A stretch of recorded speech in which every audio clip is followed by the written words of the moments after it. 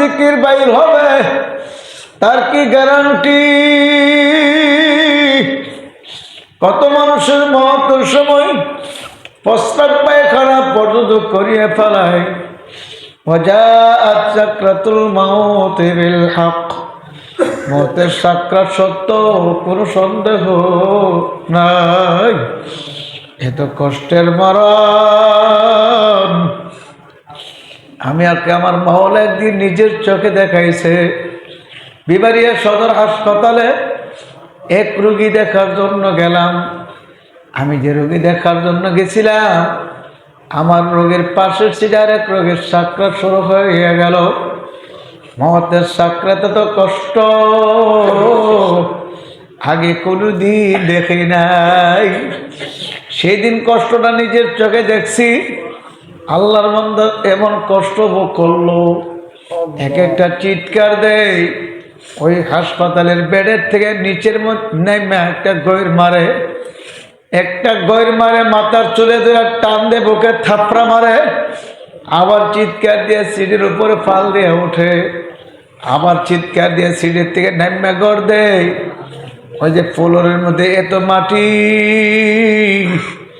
মানুষ জুতা নিয়ে ফ্লোরের মধ্যে হাঁটে, সমস্ত শরীর ধুলাবালে বইরা যাইতে আছে। আল্লাহর বান্দার কোনো খবর নাই। এক পর্যায়ে আমি বললাম, এই রোগীর সঙ্গে কে আছো, জলদি ডাক্তার ডাকাও। এমনি একটা মহিলা বের হয়ে আসা দৌড়ে ডাক্তার নিয়ে আসলো। ডাক্তার আইসা জিব্বা কামড় দিয়ে মাথায় হাত দিয়ে বললো, জলদি এই ওষুধটা নিয়ে আসে। আমি তো তাকায় রইলাম। আমার সঙ্গে এক ব্যক্তি ছিল, তারে বললাম, দেখো মওতের সাকরাত কারে বলে। কিছুক্ষণ পরে দেখবে লোকটা আর নাই। আল্লাহ আল্লাহ, ওই লোকে তো বাইরে গেল ইঞ্জেকশন আনতো। লোকটা ইঞ্জেকশন আনিয়া দেখে আর দুনিয়াতে নাই। কিন্তু কান্নাকারি করলো,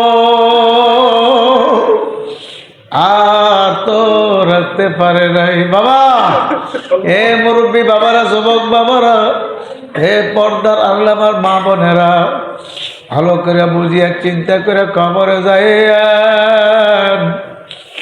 কবর তো এমন এক নির্জন জায়গা, এমন এক নির্জন ঘর, যেই কবর বারবার বারবার ডাকতে আছে, ওরে আব্দুল করিম, আনা বাইতুল ওয়াহাদ, আমি একের ঘর, আনা বাইতুল জুলমা, আমি অন্ধকার ঘর। যারা আমার গর্বে আসতে আসো, ইমান আমলের সাথে আর বাতি নিয়ে আইসো। যদি ইমান আমলের সাথে আর বাতি নিয়ে আসতে পারো, আমি কবর তোমার জন্য প্রশস্ত হয়ে যাব। সুবহানাল্লাহ, আমি তোমার কবরটা এমন প্রশস্ত হয়ে যাব, তোমার চোখের পলক যতটুকু যাবে, তোমার কবরের মাটি ততটুকু সহিরা যাবে। আল্লাহ আল্লাহ, তোমার কবরের ভিতরে জান্নাতের বিছানায় বিছাইয়া দেব। সুবহানাল্লাহ, তোমার কবরে জান্নাতের পোশাক তোমার গায়ে পরাইয়া দেব।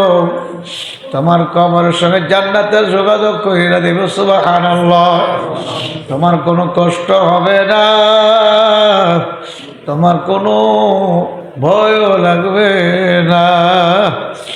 আমার মাওলা পাক রব্বুল আলামিন বলেন, যারা ঈমান আমল ঠিক করে মজবুত করিয়া মওতের বিছানায় পড়বে, আল্লাহ আল্লাহ, যারা নিজের ঈমানকে মজবুত করতে পারবে, আমল সুন্দর করতে পারবে, যত ওলিয়া হামলা মামলা সব ঈমানকে ছাড়বে না, ইস্তেকামত থাকবে, আমার মাওলাকে ভুলবে না, রবকে ভুলবে না, সদা সর্বদা বলবে আমার রব হলো আল্লাহ। কে?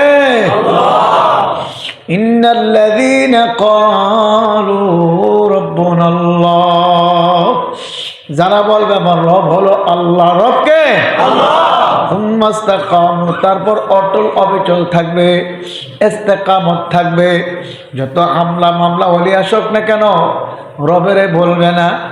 এই আয়াতের তাফসীরের মধ্যে লেখছে, বাবা আল্লাহ রাব্বুল আলামিন যার ঈমান যত মজবুত, তার পরীক্ষাও নিবে তত কঠিন। ঠিক নেই? ফেরাউনের বিবি আসিয়া ঈমান ছিল মজবুত, পরীক্ষাও নিছে কঠিন। বেলাল হাফসি পরীক্ষা নিছে কঠিন, ইমান ছিল মজবুত। সুবহানাল্লাহ, আল্লাহু আকবার। এত পরীক্ষা করলো তবে কিন্তু কালিমা সারে নাই। এখন ফেরাউন ডাকতে বলে, আসিয়া আনা রব্বুকুমুল আ'লা। আমার মনে একটা বহুদিন পর্যন্ত শখ ছিল, আমি রব দাবি করব, খোদা দাবি করব। হে আসিয়া, আজকে আমি সিদ্ধান্ত নিয়ে খোদা দাবি করিয়া ফেলাইছি। জুরকুন নাউজুবিল্লাহ। তুমি আমারে রব মানিয়া নাও, তুমি আমারে খোদা মানিয়া নাও। ফেরাউনের বিবি আসিয়া পরিষ্কার জানায় দিল, আমানতু বিরব্বি মূসা ওয়া হারুন। আমি মূসা এবং হারুনের পয়গম্বর যারা, ওই মূসা এবং হারুন পয়গম্বরের রবের উপরে ঈমান আনছি। এ ফেরাউন, তুমি আমার স্বামী হতে পারো, রব হতে পারো না। রব আমার আল্লাহ। যখন কে? আল্লাহ। ফেরাউন ডাক দিয়ে বলে, আসিয়া তুমি যদি আমার রব না মানো, কঠিন বিচার করব, শাস্তি দেব। আসিয়া ডাক দিয়ে বলল, ফেরাউন তুমি আমার কি শাস্তি দেবা? দুনিয়ার থেকে না বিদায় করিয়া দেবা? এর চেয়ে আর কি শাস্তি? তবে জানিয়া রাখো, আমি বিদায় হয়ে গেল তোমার রব মানব না। যুরকুন সুবহানাল্লাহ। এবার ফেরাউন ক্ষিপ্ত হয়ে গেল, ডান হাতের মধ্যে পেরাক মারি আটকাইয়া দিল, বাম হাতে পেরাক মারি আটকাইয়া দিল, ডান পায়ের মধ্যে পেরাক মারি আটকাইয়া দিল, বাম পায়ে পেরাক মারি আটকাইয়া দিল, হাতে পায়ে পেরাক মারি এমন আটকাইল। এখন লোহা গরম করে বলে, আসিয়া বলো কালিমা সারবা না রাখবা? যদি এখনো সমাজে কালিমা সারো, আমি তোমার সাইরা দেব, তোমার মাফ করে দেব। আর যদি কালিমা না সারো, জানিয়া রাখো এই গরম লোহা তোমার সরঙ্গার মধ্যে লাগাই দেব। যুরকুন নাউজুবিল্লাহ। আসিয়া ডাক দিয়া বলে, ফেরাউন ভালো করে জানিয়ে রাখো, আমাকে সরঙ্গার মধ্যে তুমি গরম লোহা লাগাও না, কিছু করো বুঝি না। তোমার আমি পরিষ্কার জানাই দিলাম, আমার রব হলো আল্লাহ। আমি তোমাকে রব মানতে পারি না, রব আমার আল্লাহ। এখন ফেরাউনে ক্ষিপ্ত হয়ে বলল, জলদি লোহাটা গরম করে আনো। লোহা যখন গরম করে আসিয়ার সামনে পেশ করা হইল, হযরত আসিয়া ডাক দিয়ে বলে, আল্লাহ, এ কাবাগরের মালিক, আমি এখন দুনিয়ার থেকে বিদায় হয়ে যাব। আমার কোনো দুঃখ নাই, কোনো ব্যথা নাই। আল্লাহ, আমার মনের একটা তামান্না, তোমার আরশে আযমের কিনারে আমার জন্য একটা ঘর বানায়া দাও, আমি যেন এই ঘর থেকে তোমারে দেখতে পারি। সুবহানাল্লাহ। আমার আল্লাহ ডাক দিয়ে বলে, ফেরেশতারা যা যা, তাতানাজ্জালু আলাইহিমুল মালাইকা। হে ফেরেশতারা যা, আমার বান্দা বান্দির সামনে যা। আমার বান্দা বান্দি ঈমানের জন্য তো কঠিন পরীক্ষা দিল, এত হামলা মামলা, এত জেল জুলুম, হলিকা নির্যাতন ভোগ করলো। আমার পাগল বান্দা বান্দির কাছে যা। তাতানাজ্জালু আলাইহিমুল মালাইকা আল্লা তাখাফু ওয়া লা তাহজানু ওয়া আবশিরু বিল জান্নাহ। তোমার কোনো ভয় নেই, তোমার কোনো চিন্তা নাই। ফেরাউনের বিবি আসিয়ার কাছে গিয়ে বলে, হে আসিয়া, তোমার কোনো ভয় নেই, তোমার কোনো চিন্তা নাই। তুমি যে জান্নাত কামাই করছো, দেখো চাইয়া জান্নাত তোমার চোখের সামনে হাজির হয়ে গেছে। আল্লাহকে নেককার বান্দা বান্দি স্বপ্নের মধ্যে দেখতে পারবে। জান্নাতের দরজাগুলো ঠাস ঠাস করে খুলিয়ে গেছে, জান্নাত দেখবে, কলিজা জুড়ে যাবে। ফেরাউনের বিবি আসিয়া ডাক দিয়ে বলে, মালিক, এত সুন্দর ঘর আমার জন্য তুমি বানাইছো। জান্নাতের দিকে তাকায় রইল, আর এদিক দেশ নির্যাতন করতে লাগলো। আসিয়া টেরো পাই নাই, আমার মাওলা জান্নাতে ঢুকে গেল। যুরকুন সুবহানাল্লাহ।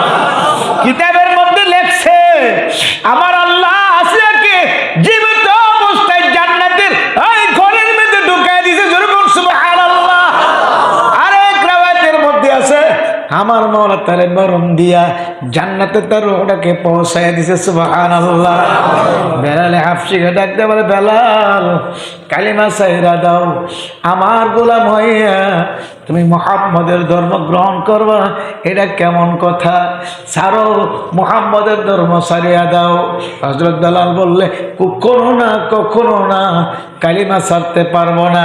এমন মধুর কলিমা আমি পড়ছি, এমন মধুর কালিমা পড়ছি রে কাফেরের দলেরা, এই কালিমা যে একবার পড়বে সে কখনো ছাড়বে না, গলায় ছুরি দিয়া দিলেও ছাড়বে না। সুবহানাল্লাহ। এখন আবু জেহেল ডাকতে বলল, এ মক্কার কাফের, এ ছোট ছোট বাচ্চারা, যুবকেরা রে আয়, ওই বেলালের গলার মধ্যে রশি লাগাও, রশি লাগাইয়া মরুভূমির মধ্যে টানতে থাকো। বেলালের গলার মধ্যে রশি লাগাইয়া মরুভূমির মধ্যে টানতে টানতে বেলালকে কাইল করে ফেলাইলো। বেলাল এখন লড়াচড়া করতে পারে না, একবারে দুর্বল হয়ে কাতার হয়ে গেছে। কাফেররা মনে করলে বেলাল মধ্যে বইরে গেছে, ডাক দে বলল, গলার রশিটা ছাড়িয়া দাও, বেলাল আর দুনিয়াতে নাই। লোকেরা ডাক দে বলে, না আবু জেহেল না, বেলাল মরে না, বেলালের ঠোঁট নড়তে আছে, ঠোঁট নড়ে রে। তাহলে শোনো, কান লাগায় শোনো কি বলতে চাই।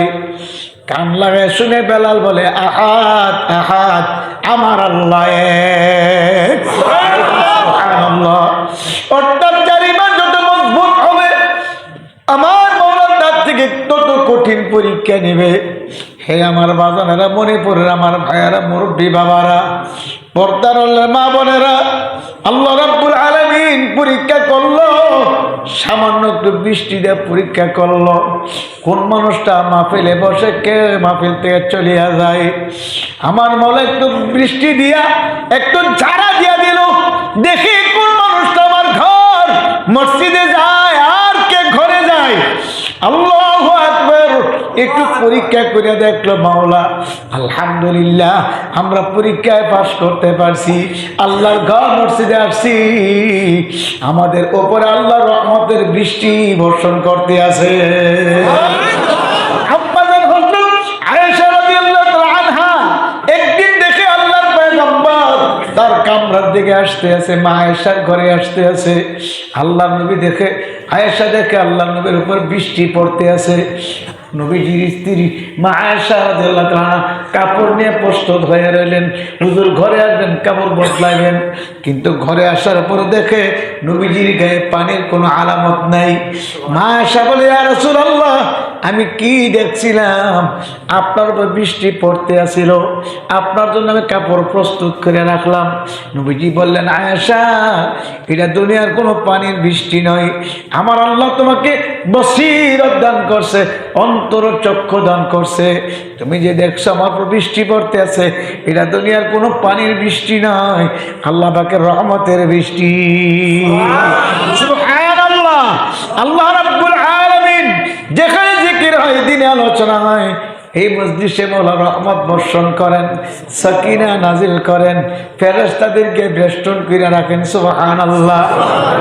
তাই নয়, আমার আল্লাহ যাকারাহুমুল্লাহু ফীমান ইনদা, আমার আল্লাহ তার নিকটতম ফেরেশতাদের সঙ্গে বান্দা বান্দীদের সম্পর্কে আলোচনা করেন। আমার আল্লাহ কি আলোচনা করেন? ফেরেশতাদেরকে বলেন, ফেরেশতারা কোথায় গেছিলা?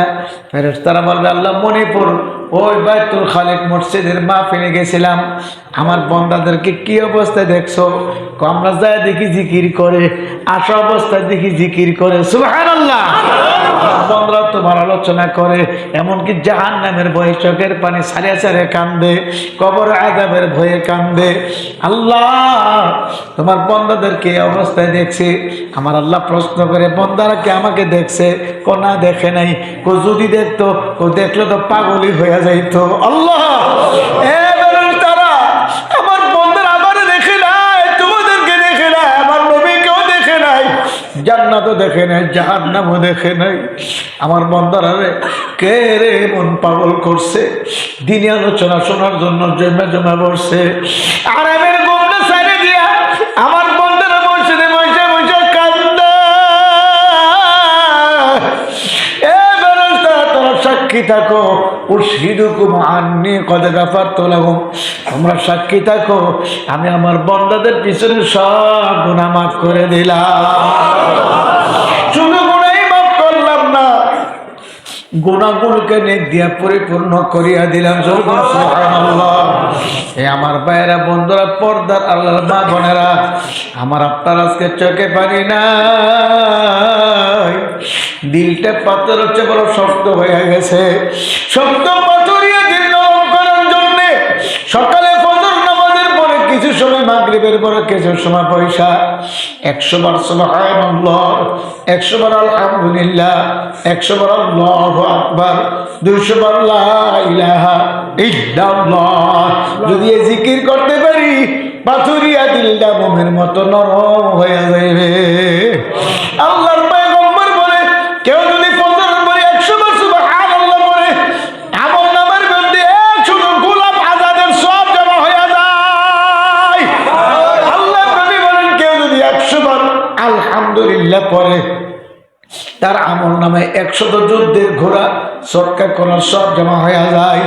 কেউ যদি 100 বার আল্লাহু আকবার পড়ে, তার আমলনামায় 100 উট কুরবানি করার সব জমা হয়ে যায়। কত রিকশাওয়ালা, ঠেলাওয়ালা, বেরোলা, কুলি মজদুর, দোকানদার, কৃষক,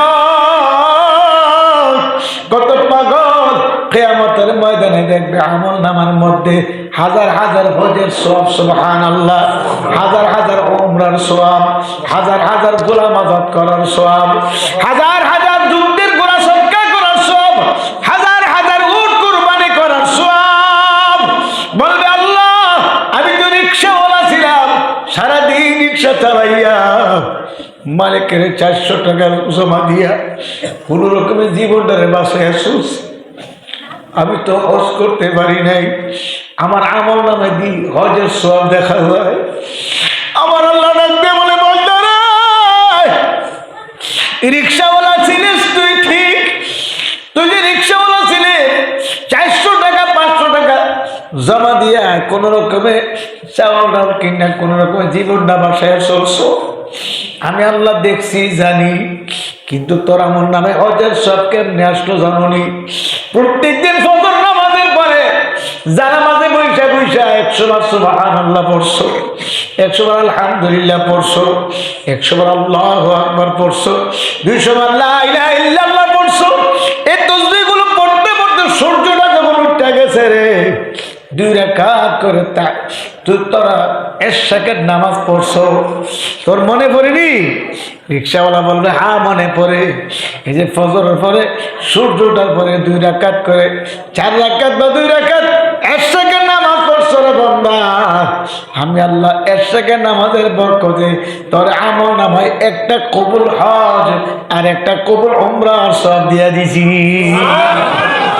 আল্লাহ আমি তো জীবনে কোনো গোলাম কিনছি না, আমি তো ছিলাম শেষ জমানার, গোলাম বেচাকেনি হইতো না। তোমার নবীর জমানায় গোলাম বেচাকেনি হইতো, আমি তো গোলামের জমানায় ছিলাম না।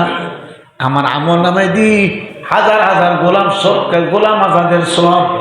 আমার আল্লাহ বলবে, বান্দারে ফজরের পরে যে 100 বার সুবহানাল্লাহ পড়ছো, তোমার সকাল ফজরের পরে 100 গোলাম আজাদের সওয়াব দিছি। সুবহানাল্লাহ।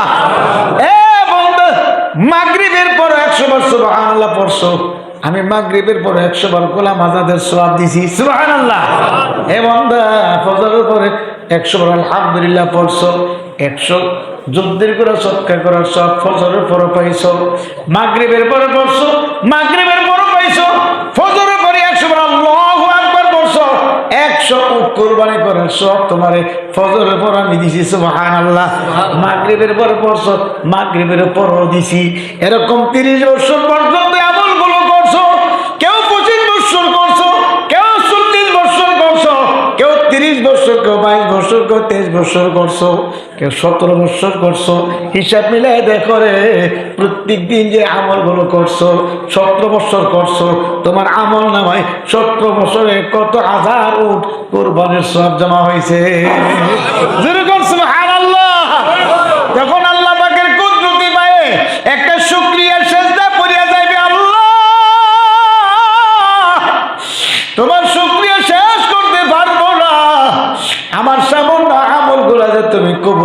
জুরুকুন সুবহানাল্লাহ। হে আমার ভাইরা, যার আমল নামায় ঈমান থাকবে, নেক আমল থাকবে, আমার আল্লাহ বলে বান্দা বান্দি তুমি এবার যে হও না কেন, কানাত লাহুম জান্নাতুল ফিরদাউস নুজুলা, আমি আল্লাহ তোমার জন্য জান্নাতুল ফিরদাউস বানায় রাখছি। আর যদি খোদা না খাস্তা নাফরমানি করিয়া, সুদ খায়া, ঘুষ খায়া, হারাম খায়া, বেপরদা চলিয়া, জিনা ব্যভিচারী করিয়া, নাফরমানি করিয়া যদি মওতের বিছানায় পড়িয়া যাও, ভালো করে জানিয়া নাও আমার মাওলা তোর কালামের মধ্যে পরিষ্কার জানায় দিছে, যালিকাল কিতাবু লা রাইবা ফীহি, আমার কালামের মধ্যে কোনো ভুল নাই, কোনো সন্দেহ নাই। আমার মাওলা বলে বান্দা বান্দি, আমার সত্য কালামের ভিতরে নাফরমান গুনাহগারদের জন্য যে আযাবের ঘোষণা করছি, এর একটা সেকেন্ডের আযাব সহ্য করার ক্ষমতা পৃথিবীর কোনো মানুষের নাই। আল্লাহ আল্লাহ, আমার মাওলার কালামের ঘোষণা, ইউরাদুল মুজরিমুনা বিসীমাহুম ফায়ুগাযু বিন-নাওয়াসি ওয়াল কদাম। এই আয়াতের তাফসীর লেখছে মুফাসসিরিনে কেরাম, লেখছে কিয়ামতের ময়দানে নাফরমান গুনাহগারদেরকে আমার আল্লাহ মানুষের সুরতে তুলবে না, জুরুকুন নাউযুবিল্লাহ, এদের সুরতকে মাওলা বদলাইয়া দিবে।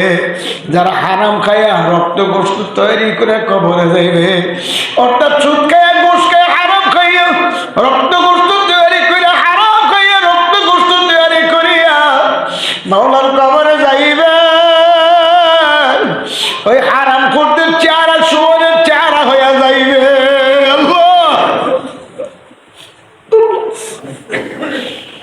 যারা মানুষকে ঠকাবে কিয়ামতের ময়দানে বানরের স্বরূপ নিয়ে উঠবে, যারা হিংসা হাসাদ করবে কিয়ামতের ময়দানে কুকুরের চেহারা নিয়ে উঠবে। আল্লাহ আল্লাহ, যারা নিজেকে বড় মনে করবে, হামসা বড় কোনে, আমার চেয়ে বড় আর কে, কিয়ামতের ময়দানে পিপিলিকার চেয়ে নিকৃষ্ট প্রাণী হয়ে উঠবে। আল্লাহ আল্লাহ,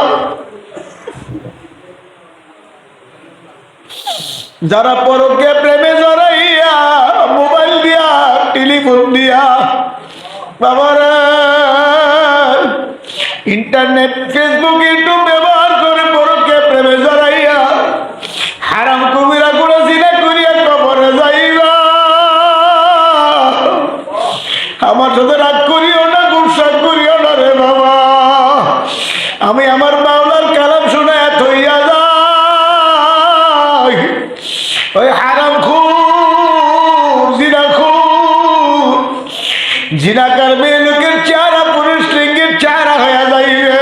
আল্লাহ, জিনাকার পুরুষের চেহারা স্ত্রীর লিঙ্গের চেহারা হয়ে যাইবে। আল্লাহ, কিয়ামতের ময়দানে সব মানুষ উঠবে, আমিও উঠব, আপনারা উঠবে। এই কিয়ামতের ময়দানে সমস্ত নবী রাসূল গণ উঠবে। কিয়ামতের ময়দানে দেখবে কতগুলা মানুষ সুরের চেহারা, কেউ কুকুরের চেহারা, কেউ বানরের চেহারা, কেউ সাপ বিচ্ছুর চেহারা, মেয়ে লোকগুলো পুরুষের চেহারা, পুরুষগুলো মেয়ে লোকের চেহারা। আল্লাহ বলবে কবির গুলো নাফরমানি করিয়া আসে। আল্লাহ আল্লাহ, এ বাবা ভালো করে বুঝছো, এ মা বোনেরা, আমার বাবা সৌন্দর্য দান করছে, এত সুন্দর চেহারা, এত সুন্দর শরীর গঠন মাওলা দান করছে। তোমার শরীরের সৌন্দর্য, চেহারা সৌন্দর্য, ভিন্ন পুরুষকে দেখে আজকে জিনা করে কবরে রওনা করছো। ভালো করে চিন্তা করে কবরে যাইও, জিনাকার মেয়ে লোকের পেটের ভিতরে জাহান্নামের আগুনের বাচ্চা হইবে। আল্লাহ কিতাবের মধ্যে লেখছে বাচ্চা তো বড় হইবে, ওই নাফরমান কবি জিনাকার মেয়ে লোকের পেটের ব্যথা করতে পারবে না, চিৎকার করবে, দৌড়াতে থাকবে, সহ্য করতে পারি না রে বাউলা, আমার ঘরে চুরি দিয়া জমা করিয়া ফালাও, তবু সহ্য করতে পারে না। সাথী নাই রে বাতি নাই রে কবরে, বন্ধু নাই রে বান্ধব নাই রে কবর, বন্ধু নাই রে বান্ধব নাই রে কবর। চিৎকার করবে মালিক, জাহান্নামে দিলে জাহান্নামে ফেলা দাও, এ আযাব সহ্য করতে পারে না। আমার আল্লাহ বলবে, খবিস, দুনিয়াতে জিনা করছো, মজা লইছ, আজকে বুঝো জিনার মজার যে কত সাজা। ওই সাজা সহ্য করার ক্ষমতা পৃথিবীর কোনো মানুষের নাই। আল্লাহ, জিনাকার মেয়ে লোকের পেটের বাচ্চা, মাথা বের হবে, শরীর বাইর হবে না, আর ব্যথা সহ্য করতে পারবে না। দুনিয়ার কোনো মা যদি প্রসব ব্যথা সহ্য করতে না পারে, একটা চিৎকার দিয়া বলে আমারে গলায় ছুরি দিয়া কাটিয়া দাও, সহ্য করতে পারি না। যদি হাসপাতালে লইয়া যাও, সিজার কইরা বাচ্চা খালাস করো। দুনিয়াতে সিজার কইরা বাচ্চা খালাসের ব্যবস্থা হবে, কিয়ামতের ময়দানে জিনাকার মহিলার বাচ্চা খালাসের কোনো ব্যবস্থা থাকবে না। কিতাবের মধ্যে লেখছে বাবা, ওই বাচ্চার মাথা বের হবে, আমার আল্লাহ বলবে ফেরেশতারা রে, বাচ্চার গলার মধ্যে শিকল লাগাইয়া শিকলের উপর মাথা দিয়া ৭০,০০০ ফেরেশতারা টানতে থাকো। টানতে টানতে টানতে টানতে হয়রান পেরেশান হইয়া যাইবে, বাচ্চা বাহির হবে না। লা ইয়ামুতু ফিহা ওয়ালা ইয়াহইয়া, আর দ্বিতীয়বার মরণ হবে না, বাঁচতে পারবো না। কিয়ামতের ময়দানে কান্দনে, নাফরমানদের চিৎকারে কিয়ামতের ময়দানে থরথর করে কাঁপতে থাকবে। কিয়ামতের ময়দানে এমন কাঁপতে শুরু করবে, কিয়ামতের ময়দানে কাপুরি নাফরমানদের চিৎকার গুলো শুননা, ইয়াকুলু আদামু সাফিউল্লাহ নাফসি নাফসি, ওয়া ইয়াকুলু মুসা কালিমুল্লাহ নাফসি নাফসি, ওয়া ইয়াকুলু ইব্রাহিম খলিলুল্লাহ নাফসি নাফসি, ওয়া ইয়াকুলু ইসমাঈল যাবিহুল্লাহ নাফসি নাফসি, ওয়া ইয়াকুলু ঈসা রূহুল্লাহ নাফসি নাফসি।